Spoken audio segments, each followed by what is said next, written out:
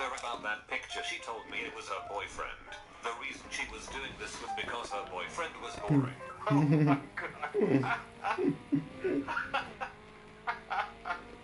Oh god. I'm laughing because this point I've made so many times before, and many men know this point as well.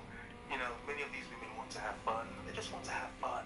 You know, all the fun to be had in the world. And obviously, you know, this man was boring, so hence, she didn't leave him, she just cheated on him, got some side dick, so, okay?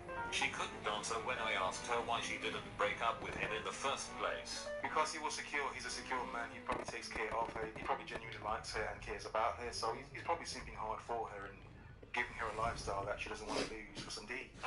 Told her that what she was doing was not cool, and that she needs to be honest to her boyfriend. Damn. Really? Really? You understand, saying that to some women, she will then see you as boring. She's like, we're having fun. Why are you trying to spoil the fun? Yeah. Ended the date afterwards. Edit 2. This was a Tinder date BTW. By the way, or by the wench. By the wench. She didn't say anything. Like, there is being nervous and then there is that. We were taking a film class together at school and agreed to go see a movie together. 50/50. That counted for extra credit. It became clear a few days beforehand that this was turning into a full-on date and I just rolled with it. We were both single and I thought we could have a fun night out together. I asked if we could get dinner after the movie to talk about it and get to know each other better. She seemed excited by the idea and I was looking forward to the night. I picked her up and she was dead silent. She was dressed to the nines for a casual date and was clearly nervous. You know, as men, mature men, one should not joke as to a nervous woman who's, you know, she's going on a date and she's just nervous, you know. Her images, her insecure images. You shouldn't joke, should you? I did my best to break the ice and run the conversation, and the best I could get out of her was a nervous chuckle and a yeah.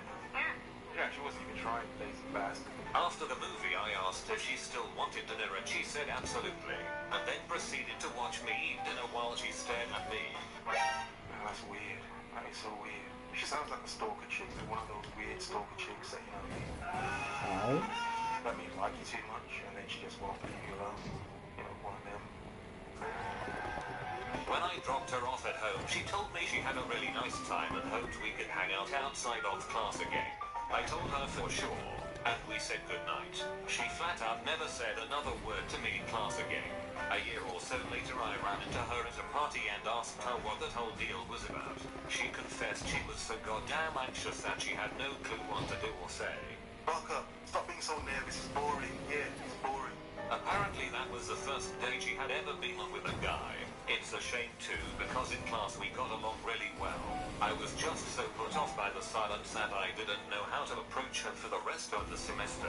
Apparently she is a semi-professional golfer now. Bullshit. I haven't heard from her in years, but I hope she is doing well out there. Hope for the best, let some other guy deal with it.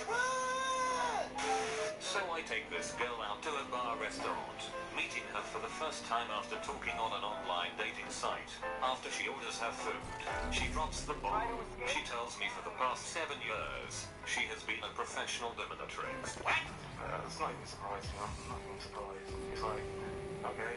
So I'm an open-minded guy. I'm cool with this. She probably has some funny stories, right? Well, she starts telling me these stories, and for the first half hour or so, they are pretty entertaining. Eventually though, I want to talk about other things. However, anytime I try to change the subject, she immediately brings it back to dudes she pooped on. What? This broad has issues. Yeah, date's done. What the hell? I don't even want to talk to you about this, like, Jesus Christ. Oh. You think you're gonna flipping poo on me, you got nothing coming. Take that crap somewhere else. This is doo-doo, baby! I said, seriously, take that crap. Alright, this is... Okay. It got weird. I could barely get a word in. She basically didn't take a breath for 3 hours. Damn. Take a breath for 3 hours? Yeah, some women have practice. That much practice. Again, I'm a really open-minded guy, but there's only so many consecutive stories of ball gags and... Okay, I'm gonna have to bleep out some of that because that was quite a lot. So, yeah, bleep, some bleep. And take before even the most open-minded amongst us starts to feel uncomfortable. Oh god, I'm uncomfortable now. I did not know this was in this video. Yeah, Jesus Christ, I should not have went should not have gone. Damn, what is wrong with At you, one boy? point, I excuse myself to go to the bathroom.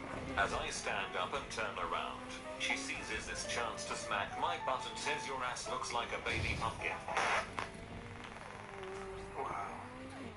Wow, you can tell, I wouldn't be surprised. I mean, she's a dominatrix, so she kind of wants to dominate him straight away. I can bounce a quarter off it and get back 2 times and a nickel. Keep in mind, this lady is a professional. It was crisp and painful. To put this in perspective, I was wearing thick geese. She hit me in my back pocket, and when I checked myself for damage in the bathroom, there was a clear fat red handprint on my butt.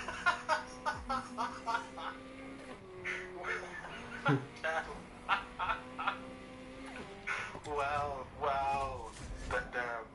But like he said, she was a professional, so the slap was a professional slap. She's done it many times before. God.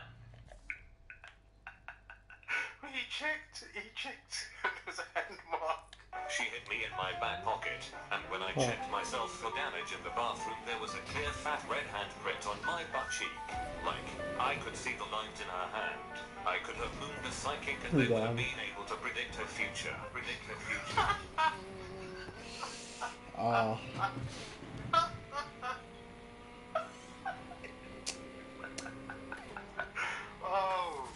Your eyes open. Okay. Suspect is still out there.